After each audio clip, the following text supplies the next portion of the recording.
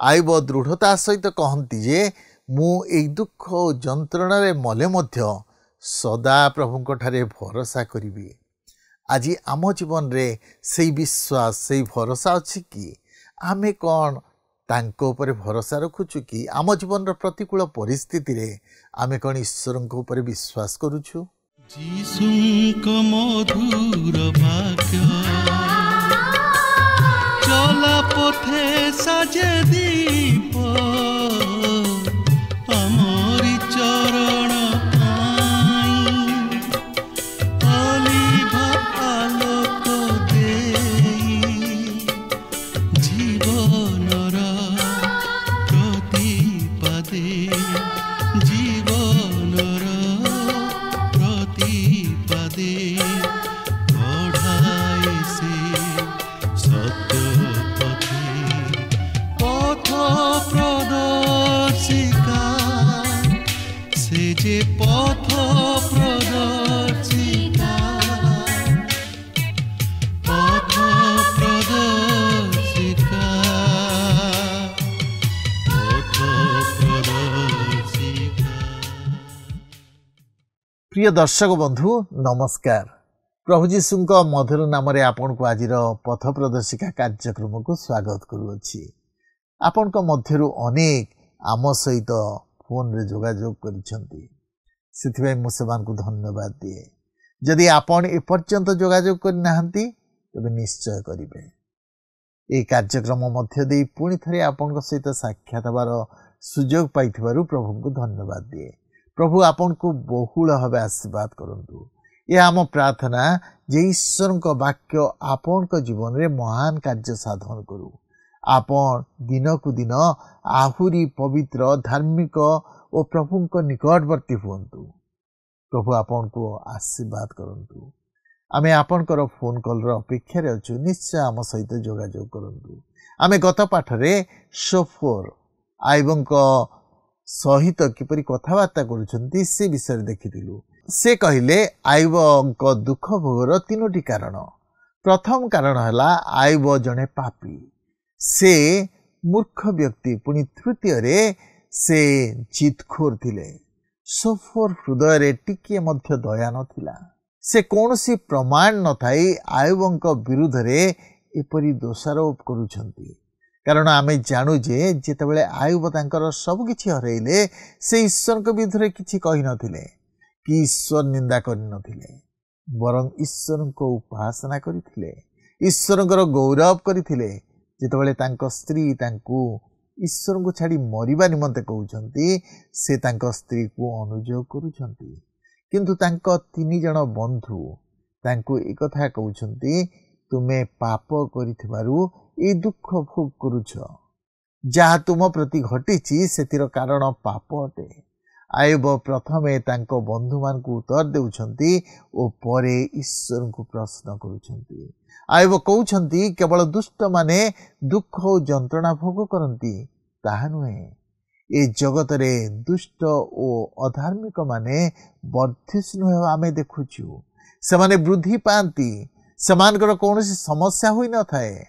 बेले बेले उत्तम लोक आशीर्वाद पांती नहीं, केते बेले दुख अनुभव करंती।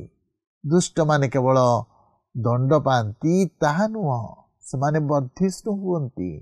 सार्वभौम्य ईश्वर सबुर नियंत्रण करता, से सब किछि नियंत्रण करंती। ईश्वर को अनुमति बिना कौनसी विषय आम जीवन रे घटी न थाए।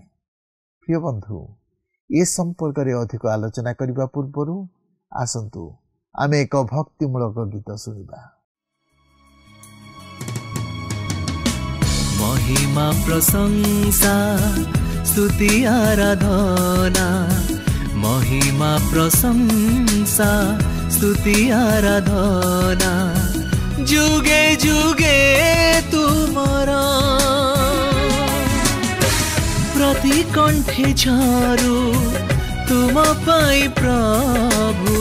धन्यवाद हृदयर महिमा प्रशंसा स्तुति आराधना, महिमा प्रशंसा स्तुति आराधना जुगे जुगे तुमरा जुगे जुगे तुमरा।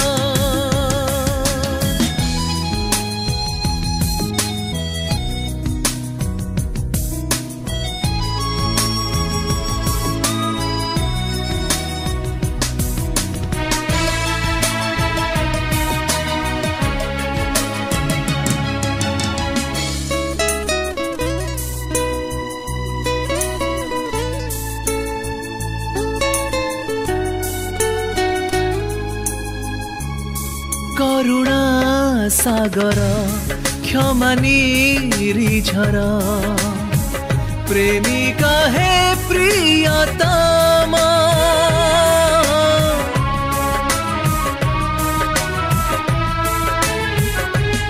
चिर मधुमय जीशु तुम नाम पापीर मुक्ति धाम निराशा मनरे आशा भरी तुमे पोछि दिया लुहधार निराशा मनरे आशा भरी तुमे पोछि दिया लुहधार महिमा प्रशंसा स्तुति आराधना महिमा प्रशंसा स्तुति आराधना जुगे जुगे तुमरा जुगे जुगे तुमरा।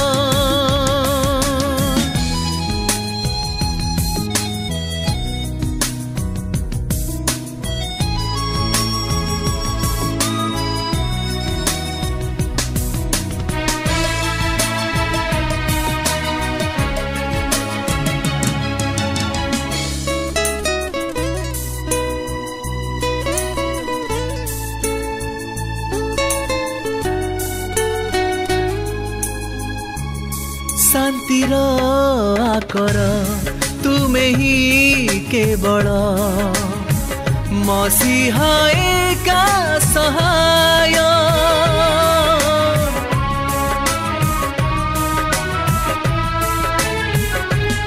जीवन पथरे प्रतिटी क्षणरे होइछ आश्रय ए सारा जगते तुम बिना साते केही नहीं आपणार ए सारा जगते तुम बिना साते केही नहीं आपणार महिमा प्रशंसा स्तुति आराधना। आज आम पवित्र बाइबल मध्यरु आईब पुस्तक तहिर 12 पर्वरु आरंभ करी 14 पर्व पर्यंत अध्ययन करने को जिबा। एही अंशर मुख्य प्रसंग हेउछि 3 जण बंधुक प्रति आईबंकर प्रत्युत्तर। यह सेमानकर प्रथम कथोपकथन प्रति आईबंकर प्रथम प्रत्युत्तर। 12 पर्वर प्रथम 2 पदरे एपरि लेखा अछि, तहु आईब उत्तर करी कहिला, तुम्हे माने तो लोक, संदेह नाही, तुम मानकर संगे संगे ज्ञान मरी जीव। वर्तमान एठारे एक उपहासजनक उक्ति को आपण लक्ष्य करने को पारिबे। यह अति उत्तम थिला। आईब कहती, तुम्हें माने भावुछ जे तुम पाखरे केवल उत्तर अच्छी और तुम समस्त उत्तर जानिछ, मात्र तुम्हें माने तो लोक और तुम संगे ज्ञान मरीजीव। से माने कथबार्ता हेउथिले सते जेपरि आईब किछि जानती नाही, मात्र से माने सबु किछि जानती और सेमानक पाखरे सबु किछिर उत्तर रहिअछि बोली सेमाने भाबुथिले। 12 पर्वर 3 पदरे लेखा अछि, मात्र तुममानक परि आंभर बुद्धि अछि, मु तुममानक ठारु उणा नुहे। हाँ, एपरि कथा सबु किए न जाने। सेमाने जेतिकी जानिथिले आईब मध्य सेतिकी जानिथिले, मात्र समस्याटी होछि जे सेमाने सेही परिस्थिति को दृष्टि आगरे रखी किछि कहि नथिले। तेबे सेही कथोपकथन मध्यरे किछि गुरुत्वपूर्ण विषय रहिथिला, जहा उपरे मु आपणकर दृष्टि आकर्षण करबाकू चाहे, जद्वारा आपण मध्य तहि प्रति दृष्टि देई पारिबे। सेमाने ଆଇବଙ୍କ ପ୍ରତି ଏପରି ଦୋଷାରୋପ କଲେ ଯାହାଫଳରେ ଆଇବ ନିଜର ଆତ୍ମପକ୍ଷ ସମର୍ଥନ କରିବାକୁ ବାଧ୍ୟ ହେଲେ। ସେମାନେ ଏହି ଦୃଶ୍ୟ ମଧ୍ୟରେ ଈଶ୍ୱରଙ୍କୁ ପରିଚିତ କରାଇଲେ ନାହିଁ। ସେ ଈଶ୍ୱରଙ୍କ ଦୟା କିମ୍ବା ଅନୁଗ୍ରହ ବିଷୟ ନେଇ କିଛି କହିଲେ ନାହିଁ, ମାତ୍ର ଏକ ବ୍ୟବସ୍ଥାର ଈଶ୍ୱରଙ୍କ ବିଷୟ ନେଇ କହିଲେ। ହଁ, ଈଶ୍ୱର ଯଦିଓ ବ୍ୟବସ୍ଥାର ଈଶ୍ୱର, ମାତ୍ର ସେ ମଧ୍ୟ ଦୟା ତଥା ଅନୁଗ୍ରହର ଈଶ୍ୱର। ଯେତେବେଳେ ସେମାନେ ଆଇବଙ୍କ ବିରୁଦ୍ଧରେ ଅଭିଯୋଗ ଆଣିଲେ, ସେତେବେଳେ ଆଇବ ନିଜର ଆତ୍ମପକ୍ଷ ସମର୍ଥନ କରିବା ନିମନ୍ତେ ବାଧ୍ୟ ହେଲେ ଓ ନିଜକୁ ଠିକ୍ ବୋଲି ଚିନ୍ତା କଲେ। କିନ୍ତୁ ଯେଉଁ ମୁହୂର୍ତ୍ତରେ ଆଇବ ନିଜକୁ ଦୋଷମୁକ୍ତ ବୋଲି ବିବେଚନା କରିବାକୁ ଲାଗିଲେ, ସେହି ମୁହୂର୍ତ୍ତରୁ ସେ ଈଶ୍ୱରଙ୍କୁ ଦୋଷାରୋପ କରିବାକୁ ଲାଗିଲେ। ଏହି ସମୟ ପର୍ଯ୍ୟନ୍ତ ଯାହା ଜଣାଯାଏ, ଆଇବ କହନ୍ତି ଯେ ଏହା ଈଶ୍ୱରଙ୍କ ଭୁଲ ଓ ଈଶ୍ୱର ଜଣେ ଯେ କି ସମାଲୋଚିତ ହେବା ଆବଶ୍ୟକ। କିନ୍ତୁ ଏହି ସମସ୍ତ ନିମନ୍ତେ ତାହାଙ୍କର ବନ୍ଧୁମାନେ ହିଁ ଦାୟୀ। ସେମାନେ ତାହାଙ୍କୁ ଈଶ୍ୱରଙ୍କ ନିକଟକୁ ଆଣିବା ପରିବର୍ତ୍ତେ ଈଶ୍ୱରଙ୍କ ଠାରୁ ଦୂରକୁ ନେଇଗଲେ। ଆଇବ ଏପରି ପରିସ୍ଥିତିରେ ସମ୍ମୁଖୀନ ହେଲେ ଯଦ୍ୱାରା ସେ ନିଜକୁ ଦୋଷାରୋପ କରିବା ପରିବର୍ତ୍ତେ ନିଜକୁ ଦୋଷମୁକ୍ତ କରି ଆତ୍ମପକ୍ଷ ସମର୍ଥନ କରିବାକୁ ଲାଗିଲେ। ଆଇବଙ୍କର ମୁଖର ବାକ୍ୟ ପ୍ରକାଶ କରେ ଯେ ସେ ପ୍ରକୃତିରେ ଭଗ୍ନଚୂର୍ଣ୍ଣ ଅନ୍ତଃକରଣ ଓ ନମ୍ରତା ଠାରୁ କେତେ ଦୂରରେ ଥିଲେ। ତାଙ୍କର ବନ୍ଧୁମାନେ କେବେ ହେଲେ ତାହାଙ୍କୁ ଏପରି ଏକ ସ୍ଥାନକୁ କଢ଼ାଇ ଆଣିପାରିନଥିଲେ ଯେଉଁଠାରେ କି ପାଉଲ କହିବା ପରି ସେ କହିପାରିନଥିଲେ, କାରଣ ମୋ ଠାରେ ଅର୍ଥାତ୍ ମୋ ଶରୀରରେ ଯେ କୌଣସି ଉତ୍ତମ ବିଷୟ ବାସ କରେ ନାହିଁ ଏହା ମୁଁ ଜାଣେ। ଅଥବା ସେ କହିପାରିନଥିଲେ, କିନ୍ତୁ ମୁଁ ଯାହା ହୋଇଅଛି ତାହା ଈଶ୍ୱରଙ୍କ ଅନୁଗ୍ରହରେ ହୋଇଅଛି। ଈଶ୍ୱର ଏହି ସମସ୍ତ କଥୋପକଥନକୁ ତାହାଙ୍କର ବାକ୍ୟ ମଧ୍ୟରେ ସ୍ଥାନ ଦେଇଅଛନ୍ତି ଏହି ସତ୍ୟତାକୁ ପ୍ରକାଶ କରିବା ନିମନ୍ତେ। ପ୍ରିୟ ବନ୍ଧୁ, ଆଜି ଅନେକ ଅଛନ୍ତି ଯେଉଁମାନେ କି ନିଜ ବିଷୟରେ ବା ସେମାନେ ଈଶ୍ୱରଙ୍କ ନିମନ୍ତେ କ'ଣ କରିଅଛନ୍ତି ବା କେତେ ଦାନ ଦେଇଅଛନ୍ତି ବା କେତେ ସେବା ଉପକାର କରିଅଛନ୍ତି, ସେହି ସମସ୍ତ ବିଷୟ ନେଇ ଗର୍ବ କରନ୍ତି। ଏହା ଏପରି ଦେଖାଯାଏ ସତେ ଯେପରି ଈଶ୍ୱର କେବଳ ଗ୍ରହଣ କରୁଅଛନ୍ତି ଓ ସେମାନେ ଈଶ୍ୱରଙ୍କୁ କେବଳ ଦେବାରେ ଲାଗିଛନ୍ତି। ସତେ ଯେପରି ସେମାନେ ଈଶ୍ୱରଙ୍କଠାରୁ ମହାନ ଓ ଧାର୍ମିକ।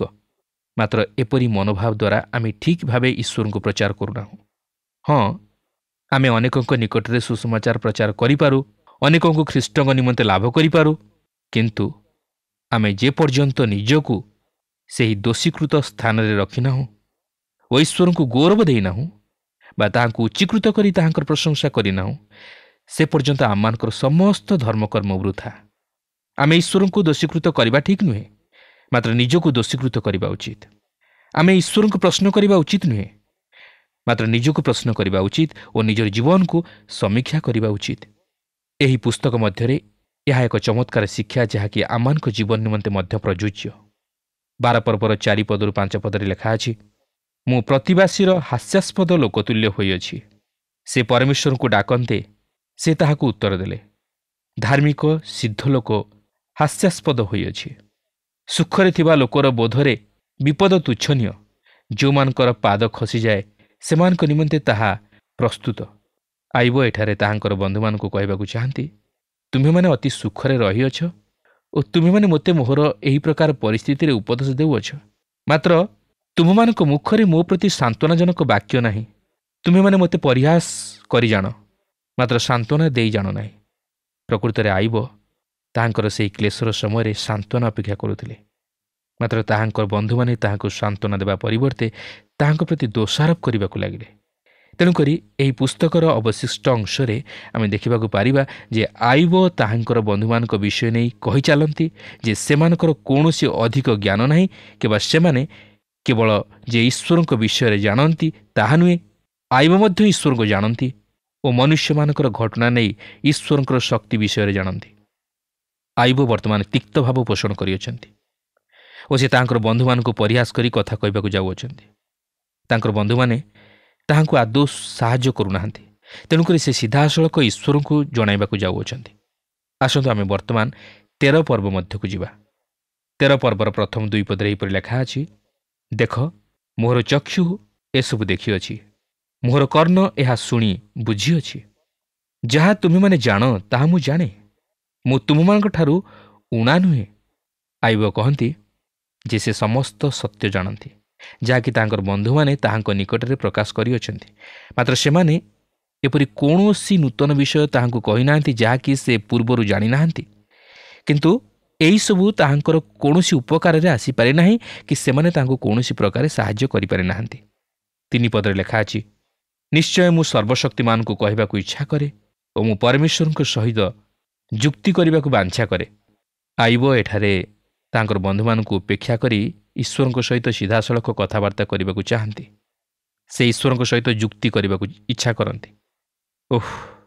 ପ୍ରକୃତରେ ଆଇବଙ୍କୁ ଯଦି କେହି ସେହି ସମୟରେ ଈଶ୍ୱରଙ୍କ ଦୟା ଓ ଅନୁଗ୍ରହ ବିଷୟରେ କିଛି କହିଥାନ୍ତା ଓ ଈଶ୍ୱର ତାହାଙ୍କୁ କିପରି ସାହାଯ୍ୟ କରିବାକୁ ଇଚ୍ଛା କରନ୍ତି ତାହା ଯଦି କହିଥାନ୍ତା, ତାହେଲେ କଥା ଏତେ ଦୂର ଯାଇନଥାନ୍ତା। 4 ପଦରେ ଲେଖା ଅଛି, ମାତ୍ର ତୁମେମାନେ ମିଥ୍ୟା ବାକ୍ୟ ରଚକ, ତୁମେ ସମସ୍ତେ ମୂଲ୍ୟହୀନ ବୈଦ୍ୟ। ଆଇବ ଏଠାରେ ପୁନର୍ବାର ତାହାଙ୍କର ବନ୍ଧୁମାନଙ୍କର ଅସମର୍ଥତାକୁ ପୁନରାବୃତ୍ତି କରି କହନ୍ତି ଯେ ତାହାଙ୍କର ବନ୍ଧୁମାନେ ତାହାଙ୍କର ସମସ୍ୟାକୁ ବୁଝିବା ନିମନ୍ତେ ସମର୍ଥ ହୋଇପାରିଲେ ନାହିଁ କି ତାହାଙ୍କୁ ସାହାଯ୍ୟ କରିବା ନିମନ୍ତେ ସମର୍ଥ ହୋଇପାରିଲେ ନାହିଁ। ସେମାନେ ସୁସ୍ଥ କରିବା ପରିବର୍ତ୍ତେ ତାହାଙ୍କୁ ଆହୁରି ଅସୁସ୍ଥ କରି ପକାଇଲେ। 5 ପଦରେ ଲେଖା ଅଛି, ତୁମେମାନେ ଯେବେ ସମ୍ପୂର୍ଣ୍ଣ ନୀରବ ହୋଇ ରହନ୍ତ ତାହା ତୁମମାନଙ୍କର ଜ୍ଞାନ ସୂଚକ ହୁଅନ୍ତା। ସେ ସେମାନଙ୍କୁ କହନ୍ତି ଯେ ସେମାନେ କିଛି ନ କହି ନୀରବ ରହିଲେ ସେମାନଙ୍କ ପକ୍ଷେ ସବୁଠାରୁ ଭଲ। ତଦ୍ୱାରା ସେମାନେ ଯେ ପ୍ରକୃତିରେ ଜ୍ଞାନୀ ତାହା ଅନ୍ତତଃ ପକ୍ଷେ ଜଣାପଡ଼ିବ। ମାତ୍ର ସେମାନଙ୍କର ଅଧିକ କଥା ସେମାନଙ୍କର ମୂର୍ଖତାକୁ ହିଁ ପ୍ରମାଣିତ କରେ। 6 ଓ 7 ପଦରେ ଲେଖା ଅଛି, ଏବେ ମୋହର ଯୁକ୍ତି ଶୁଣ ଓ ମୋର ଓଷ୍ଠାଧରର ପ୍ରତିବାଦରେ କର୍ଣ୍ଣପାତ କର। ତୁମେମାନେ କ'ଣ ପରମେଶ୍ୱରଙ୍କ ପକ୍ଷରେ ଅନ୍ୟାୟ କଥା କହିବ ଓ ତାହାଙ୍କ ପକ୍ଷରେ ପ୍ରବଞ୍ଚନା ବାକ୍ୟ କହିବ? ଏଠାରେ ଆଇବ ତାହାଙ୍କର ବନ୍ଧୁମାନଙ୍କୁ ହିଁ ଏହିପରି କହନ୍ତି, କାରଣ ସେ କହନ୍ତି ଯେତେବେଳେ ସେମାନେ ତାହାଙ୍କ ପ୍ରତି ଦୋଷାରୋପ କରି କହନ୍ତି ଯେ ତାହାଙ୍କଠାରେ ପାପ ଅଛି ଓ ସେହି ପାପ ଲାଗି ସେ ଏହିପରି କ୍ଲେଶ ଭୋଗ କରୁଅଛନ୍ତି ଓ ଈଶ୍ୱର ତାହାଙ୍କର ବିଚାର କରୁଅଛନ୍ତି, ତଦ୍ୱାରା ସେମାନେ ଈଶ୍ୱରଙ୍କ ବିରୁଦ୍ଧରେ ପ୍ରବଞ୍ଚନାଜନକ କଥା କହୁଅଛନ୍ତି। ସେମାନେ ଈଶ୍ୱରଙ୍କୁ ଯେଉଁପରି ଭାବେ ଉପସ୍ଥାପିତ କରିବା କଥା ସେହିପରି ଭାବେ କରିପାରୁନାହାନ୍ତି।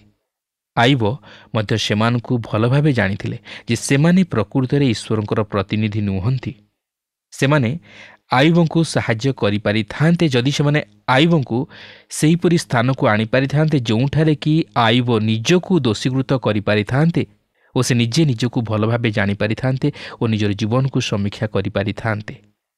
କିନ୍ତୁ ତହିଁ ପରିବର୍ତ୍ତେ ସେମାନେ ତାହାଙ୍କୁ ଏପରି ଏକ ସ୍ଥାନରେ ଆଣି ପହଞ୍ଚାଇଲେ ଯେଉଁଠାରେ କି ସେ ନିଜେ ନିଜର ଆତ୍ମପକ୍ଷ ସମର୍ଥନ କରିବାକୁ ବାଧ୍ୟ ହେଲେ। କିନ୍ତୁ ଏହି ସମସ୍ତ ଈଶ୍ୱରଙ୍କ ଦୃଷ୍ଟିରେ ମନ୍ଦ ବିଷୟ ପରି ଜଣାଯାଏ। ଏହା ଏପରି ଜଣାଯାଏ ସତେ ଯେପରି ଈଶ୍ୱର ଏହି ସମସ୍ତ ବିଷୟ ନିମନ୍ତେ ଦାୟୀ। 8ରୁ 10 ପଦରେ ଲେଖା ଅଛି, ତୁମେମାନେ କ'ଣ ତାହାଙ୍କର ମୁଖାପେକ୍ଷା କରିବ? ତୁମେମାନେ କ'ଣ ପରମେଶ୍ୱରଙ୍କ ପକ୍ଷରେ ବିରୋଧ କରିବ? ସେ ଯେ ତୁମମାନଙ୍କୁ ପରୀକ୍ଷା କରିବେ, ଏହା କି ଭଲ? କିଏ ବା କେହି ଯେପରି ମନୁଷ୍ୟକୁ ଭୁଲାଏ ସେପରି ତୁମେମାନେ କ'ଣ ତାହାଙ୍କୁ ଭୁଲାଇବ?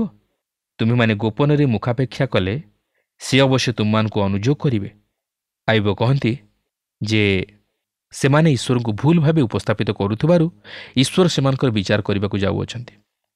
11ରୁ 14 ପଦ ମଧ୍ୟରେ ଲେଖା ଅଛି, ତାହାଙ୍କର ମହତ୍ଵ କ'ଣ ତୁମମାନଙ୍କୁ ଭୀତ କରିବ ନାହିଁ ଓ ତାହାଙ୍କର ଭୟଙ୍କରତା କ'ଣ ତୁମମାନଙ୍କ ଉପରେ ପଡ଼ିବ ନାହିଁ? ତୁମମାନଙ୍କ ସ୍ମରଣୀୟ ବଚନମାଳା ଭସ୍ମରୂପ ପ୍ରବାଦ ଅଟେ। ତୁମମାନଙ୍କର ଦୁର୍ଗ ସବୁ କର୍ଦ୍ଦମର ଦୁର୍ଗ ଅଟେ।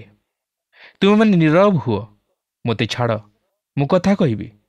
ତହିଁରେ ମୋର ଯାହା ହେବ ହେଉ। ମୁଁ କାହିଁକି ଆପଣା ଦନ୍ତରେ ଆପଣା ମାଂସ ଧରିବି ଓ ଆପଣା ହସ୍ତରେ ଆପଣା ପ୍ରାଣ ରଖିବି? ଏହି ସମସ୍ତ କ୍ଲେଶ ସତ୍ତ୍ୱେ ଆଇବଙ୍କର ବିଶ୍ୱାସ ସ୍ଥିର। ସେ ତାଙ୍କର ବନ୍ଧୁମାନଙ୍କର ତିରସ୍କାରକୁ ଅନୁଭବ କରିଥିଲେ, ଯେଉଁମାନେ କି ବର୍ତ୍ତମାନ ପ୍ରକୃତରେ ତାହାଙ୍କ ପ୍ରତି ଅପରିଚିତ ବ୍ୟକ୍ତି ସ୍ୱରୂପ ହୋଇଅଛନ୍ତି, ଯାହାକି ଆମେ ଦେଖିବାକୁ ଯିବା। 15 ପଦରେ ଲେଖା ଅଛି, ସେ ମୋତେ ବଧ କଲେ ହେଁ ମୁଁ ତାହାଙ୍କ ପାଇଁ ଅପେକ୍ଷା କରିବି, ତଥାପି ମୁଁ ତାହାଙ୍କ ଛାମୁରେ ଆପଣା ପଥ ସମର୍ଥନ କରିବି। ଏଠାରେ ଆମେ ଆଇବଙ୍କ ବିଶ୍ୱାସର ଏକ ମହାନ ଉକ୍ତିକୁ ଲକ୍ଷ୍ୟ କରୁଅଛୁ। ଆପଣ ଦେଖନ୍ତୁ, ଆଇବଙ୍କର ବନ୍ଧୁମାନେ ତାଙ୍କର କୌଣସି ଗୁପ୍ତ ପାପ ଥିବ ବୋଲି ସନ୍ଦେହ କରି ତାହାଙ୍କ ପ୍ରତି ଦୋଷାରୋପ କରୁଅଛନ୍ତି। ମାତ୍ର ଆଇବ ସେପରି ନଥିଲେ ବା ସେପରି କିଛି ଗୁପ୍ତ ପାପ କରିନଥିଲେ।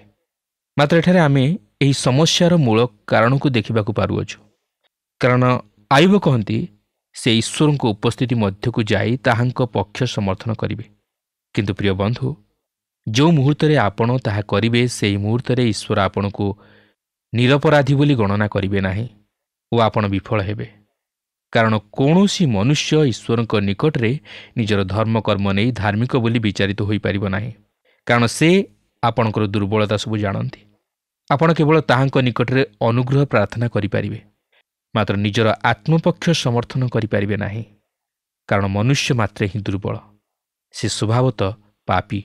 ଆପଣ ଦେଖିବାକୁ ପାରୁଥିବେ, ଆୟୁବ ନିତାନ୍ତ ପକ୍ଷେ ଜଣେ ବ୍ୟକ୍ତିଙ୍କୁ ଆବଶ୍ୟକ କରନ୍ତି ଯିଏକି ତାହାଙ୍କ ନିକଟରେ ଈଶ୍ୱରଙ୍କୁ ବାସ୍ତବ ଭାବରେ ଉପସ୍ଥାପିତ କରିପାରିବେ ଓ ତାହାଙ୍କୁ ଈଶ୍ୱରଙ୍କ ନିକଟରେ ନିଜର ଆତ୍ମପକ୍ଷ ସମର୍ଥନ କରିବାର ଚେଷ୍ଟାରୁ ଦୂରେଇ ରଖିବେ। କେହି ଜଣେ ତାହାଙ୍କୁ ଦେଖାଇବାର ଅଛି ଯେ ସେ ଈଶ୍ୱରଙ୍କ ଅନୁଗ୍ରହ ଉପରେ ନିଜକୁ ସମର୍ପଣ କରିଦେବା ଉଚିତ। ବାସ୍ତବରେ ଏଠାରେ ଆମକୁ ମଧ୍ୟ ଚମତ୍କାର ଶିକ୍ଷା ମିଳେ। 16 ପଦରେ ଲେଖା ଅଛି, ଏହା ହିଁ ମୋହର ମୁକ୍ତି ସ୍ୱରୂପ ହେବ, କାରଣ ଅଧାର୍ମିକ ଲୋକ ତାହାଙ୍କ ଛାମୁକୁ ଆସିବ ନାହିଁ। ସେ ଯାଉନା କାହିଁକି, ଆୟୁବଙ୍କ ଜୀବନରେ ସେହି ଆଲୋକ ଉଦିତ ହେବାର ଆମେ ଲକ୍ଷ୍ୟ କରିବାକୁ ଯାଉଅଛୁ। ସେ ସେହି ପରିତ୍ରାଣର ଅପେକ୍ଷା କରୁଥିଲେ, ଆଉ ତାହା ଈଶ୍ୱରଙ୍କ ଠାରୁ। ସେ ସେହି ମୁକ୍ତିର ଅପେକ୍ଷାରେ ଥିଲେ। ଆଜି ସେହି ପରିତ୍ରାଣ ଈଶ୍ୱର ପ୍ରଭୁ ଯୀଶୁଖ୍ରୀଷ୍ଟଙ୍କ ମଧ୍ୟ ଦେଇ ଜଗତ ପ୍ରତି ପ୍ରକାଶ କରିଅଛନ୍ତି। ସେହି ଖ୍ରୀଷ୍ଟଙ୍କଠାରେ ମୁକ୍ତି ଓ ପରିତ୍ରାଣ ଅଛି। ସେଥିପାଇଁ ପ୍ରେରିତ 4 ପର୍ବର 12 ପଦରେ ଲେଖା ଅଛି, କାରଣ ତାହାଙ୍କ ଛଡ଼ା ଆଉ କାହାଠାରେ ପରିତ୍ରାଣ ନାହିଁ, କାରଣ ଯାହାଠାରୁ ଆମମାନଙ୍କର ପରିତ୍ରାଣ ହେବ ଆକାଶ ତଳେ ମନୁଷ୍ୟମାନଙ୍କ ମଧ୍ୟରେ ଆଉ କୌଣସି ନାମ ଦିଆଯାଏ ନାହିଁ। ଏହାପରେ 17ରୁ 18 ପଦ ମଧ୍ୟରେ ଲେଖା ଅଛି, ମନୋଯୋଗ କରି ମୋହର କଥା ଶୁଣ ଓ ମୋର ନିବେଦନ ତୁମମାନଙ୍କ କର୍ଣ୍ଣଗୋଚରରେ ଥାଉ। ଏବେ ଦେଖ, ମୁଁ ଆପଣା ବିଚାରର କଥା ପ୍ରସ୍ତୁତ କରିଅଛି। ମୁଁ ଜାଣେ ମୁଁ ନିର୍ଦ୍ଦୋଷ ହେବି। ଏଠାରେ ଆୟୁବ ଭାବନ୍ତି ଯେ ସେ ନିଜର ଉତ୍ତମତା ନେଇ ଈଶ୍ୱରଙ୍କ ନିକଟରେ ଧାର୍ମିକ ଗଣିତ ହୋଇପାରିବେ, ମାତ୍ର ସେପରି ଭାବିବା ତାହାଙ୍କ ପକ୍ଷେ ଯୁକ୍ତିଯୁକ୍ତ ନଥିଲା। 19 ପଦରେ ଲେଖା ଅଛି, ମୋ ସଙ୍ଗେ ଯେ ବିବାଦ କରିବ ସେ କିଏ? କାରଣ କେହି ଥିଲେ ମୁଁ ନୀରବ ହୋଇ ପ୍ରାଣତ୍ୟାଗ କରିବି। ଦେଖନ୍ତୁ, ଆୟୁବ ନୀରବ ହୋଇ ରହିପାରୁନାହାନ୍ତି। ସେ କଥା କହିବାକୁ ଯାଉଅଛନ୍ତି, କାରଣ ଆମ ପ୍ରତ୍ୟେକଙ୍କର ଅନେକ କିଛି କଥା କହିବାକୁ ଅଛି। ଆମମାନଙ୍କର କଥାର ଶେଷ ନାହିଁ। 20ରୁ 22 ପଦରେ ଲେଖା ଅଛି, କେବଳ 2 କଥା ମୋ ପ୍ରତି କର ନାହିଁ, ତହିଁରେ ମୁଁ ତୁମ୍ଭ ସମ୍ମୁଖରୁ ଆପଣଙ୍କୁ ଲୁଚାଇବି ନାହିଁ। ତୁମ୍ଭ ହସ୍ତ ମୋ ଠାରୁ ଦୂରକୁ କାଢ଼ିନିଅ ଓ ତୁମ୍ଭର ଭୟାନକତା ମୋତେ ଭୀତ ନ କରୁ। ତେବେ ତୁମ୍ଭେ ଡାକ, ମୁଁ ଉତ୍ତର ଦେବି, ଅବା ମୁଁ କହେ, ତୁମ୍ଭେ ମୋତେ ଉତ୍ତର ଦିଅ। ଏଠାରେ ଆୟୁବ ଭୟ କରିବାର ଆମେ ଲକ୍ଷ୍ୟ କରୁଅଛୁ। ସେ ଈଶ୍ୱରଙ୍କୁ କହୁଅଛନ୍ତି କ'ଣ କରିବାକୁ ହେବ। ଆୟୁବ ଈଶ୍ୱରଙ୍କୁ କହିବାକୁ ଚେଷ୍ଟା କରୁଛନ୍ତି ଯେ ସେ କିପରି ତାହାଙ୍କର ପରିସ୍ଥିତିକୁ ନିୟନ୍ତ୍ରଣ କରିବେ, ମାତ୍ର ଈଶ୍ୱର କହନ୍ତି, ମୁଁ ତୁମ୍ଭର ଯୋଜନା ଅନୁଯାୟୀ କାର୍ଯ୍ୟ କରିବାକୁ ଯାଉନାହିଁ, ମାତ୍ର ମୋର ଏକ ଯୋଜନା ଅଛି ଯାହାକି ମୁଁ ତୁମ୍ଭ ଜୀବନରେ ତାହା କାର୍ଯ୍ୟକାରୀ କରାଇବାକୁ ଯାଉଅଛି। ଏହାପରେ 13 ପର୍ବର 23 ପଦରୁ 28 ପଦ ମଧ୍ୟରେ ଆମେ ଦେଖୁ ଯେ ଆୟୁବ ନିଜର ପାପ ବିଷୟରେ ଜାଣିବାକୁ ଚାହିଁଛନ୍ତି ଓ ସେ କାହିଁକି ଏପରି ସମସ୍ୟାରେ ପଡ଼ିଛନ୍ତି ତାହା ଜାଣିବାକୁ ଚାହିଁଛନ୍ତି, କାରଣ ସେ ନିଜେ ତାହାଙ୍କର ସେପରି କୌଣସି ପାପ ଦେଖିବାକୁ ପାରୁନାହାନ୍ତି ଯେଉଁଥିପାଇଁ ତାହାଙ୍କୁ ଏତେ କ୍ଲେଶ ଭୋଗ କରିବାକୁ ପଡ଼ୁଅଛି। ଏହାପରେ ଆମେ 14 ପର୍ବକୁ ଯିବା। ଏହି 14 ପର୍ବରେ ଆୟୁବ ମୃତ୍ୟୁ ଉପରେ ଭିତ୍ତି କରି ଏକ ଶୋକ ଗୀତି ରଚନା କରିବାର ଆମେ ଲକ୍ଷ୍ୟ କରୁଅଛୁ। 14 ପର୍ବର ପ୍ରଥମ 3 ପଦରେ ଏହିପରି ଲେଖା ଅଛି, ସ୍ତ୍ରୀଜାତ ମନୁଷ୍ୟ ଅଳ୍ପାୟୁ ଓ ଦୁଃଖରେ ପରିପୂର୍ଣ୍ଣ। ସେ ପୁଷ୍ପ ତୁଲ୍ୟ ପ୍ରସ୍ଫୁଟିତ ହୋଇ କଟାଯାଏ, ମଧ୍ୟ ସେ ଛାୟା ତୁଲ୍ୟ ବହିଯାଇ ସ୍ଥିର ନଥାଏ।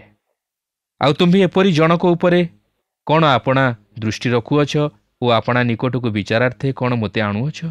ମୃତ୍ୟୁ ମନୁଷ୍ୟ ନିମନ୍ତେ ଅନିବାର୍ଯ୍ୟ, ଆଉ ଆମ ପ୍ରତ୍ୟେକଙ୍କୁ ଏହି ଜଗତରୁ ବିଦାୟ ନେବାକୁ ହେବ ଓ ଆମ ପ୍ରତ୍ୟେକଙ୍କୁ ଅନେକ କ୍ଲେଶ ମଧ୍ୟ ଦେଇ ଏହି ଜଗତରେ ଗତି କରିବାକୁ ହେବ। ଜୀବନ ଏକ ଛାୟା ପରି। ଯେତେବେଳେ ସୂର୍ଯ୍ୟ ଅସ୍ତ ହୋଇଯାଏ ସେତେବେଳେ ଛାୟା ଉଭେଇଯାଏ। ସେ କହନ୍ତି, ଏହା ହିଁ ମୋହର ଜୀବନ, ଏହା ହିଁ ଆମ ପ୍ରତ୍ୟେକଙ୍କର ଜୀବନ। ମାତ୍ର ତଥାପି ଈଶ୍ୱର ମୋ ପ୍ରତି ଦୃଷ୍ଟିପାତ କରନ୍ତି ଓ ମୋ ସହିତ କଥା କହନ୍ତି। ଆଜି ଈଶ୍ୱର ମଧ୍ୟ ଆମ ପ୍ରତି ଦୃଷ୍ଟିପାତ କରନ୍ତି ଓ ଆମମାନଙ୍କ ସହିତ କଥା କହନ୍ତି। ଏହାପରେ 14 ପର୍ବର 4 ପଦରେ ଏକ ଚମତ୍କାର ସତ୍ୟତାକୁ ପ୍ରକାଶ କରନ୍ତି, ଆଉ ତାହା ହେଉଛି ଆମେ ସମସ୍ତେ ଜନ୍ମରୁ ପାପୀ। ତାହା ହିଁ ଭକ୍ତ ଦାଉଦ ଗୀତ 51 ପର୍ବର 5 ପଦରେ ପ୍ରକାଶ କରନ୍ତି। ଅଶୁଚି ବସ୍ତୁରୁ ସୂଚୀବସ୍ତୁ କିଏ ଉତ୍ପନ୍ନ କରିପାରେ? ଜଣେ ନାହିଁ।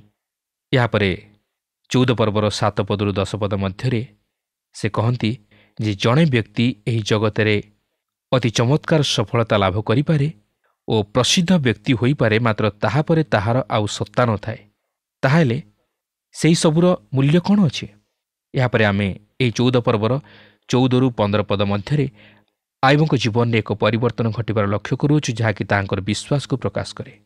प्रिय बंधु, मनुष्य मन एक बड़ प्रश्न, मनुष्य मले कौन पुनर्बार बंचिब?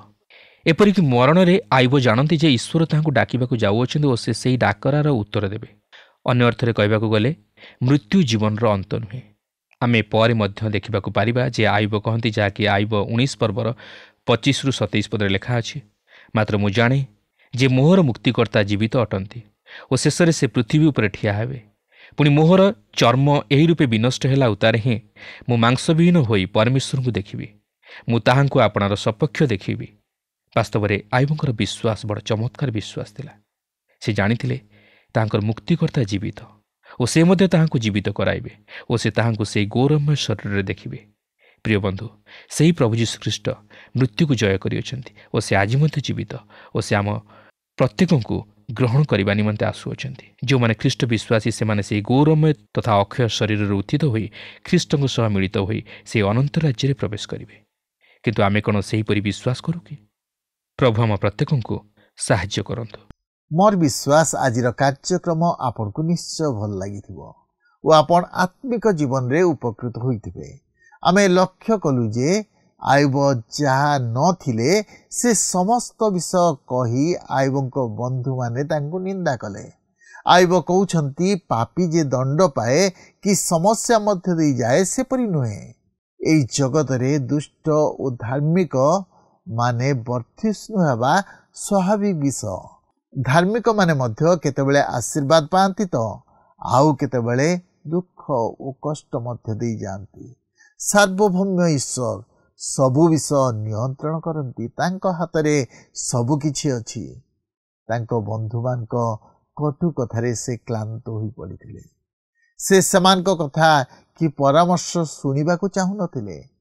आईब दृढ़तार सहित कहंती जे मु एई दुख ओ जंत्रणा रे मले मध्य सदा प्रभुंकठारे भरोसा करिबी। आजी आम जीवन रे से विश्वास अछि कि आमे कौन ईश्वर को पर निर्भर करूछु कि आम जीवन रो प्रतिकूल परिस्थिति रे आमे कौन ईश्वर को पर भरोसा रखिछु? आज तो आम समय शेष हेलानी। परवर्ती कार्यक्रम रे पुणी आपनक सहित साक्षात हबो। आपनक ठारु विदाय नबा पूर्व आसंतु प्रार्थना करिबा। दयालु स्वर्गस्थ पिता, धन्यवाद देउछु। तुम प्रशंसा तुम स्तुति वंदना करूछु, कारण तुम्हें आम मान को केते दया करिछ, अनुग्रह करिछ। सेथिबे आमे तुमर गौरव करूछु। प्रभु जीवन रो कठिन परिस्थिति रे आमे जेपरि तुम ऊपर निर्भर रखिबो, तुम शरणागत हबो, से अनुग्रह तुम्हें आम मान को दान कर। मोर प्रिय दर्शक बंधु को तुम्हें बहुल भाव आशीर्वाद कर। सेमानकर सकल प्रार्थनार उत्तर तुम्हें दियो बोली प्रार्थना करुछि। प्रभु तुम्हें सेमान को बहुल भाव आशीर्वाद कर।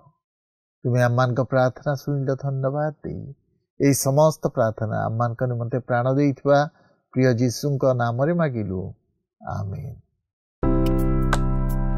गत प्रश्नर उत्तरटी हैला day I नक्य।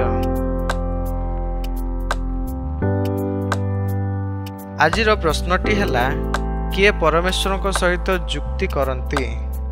A Dawood, B Solomon, C Ayub, D Matthew.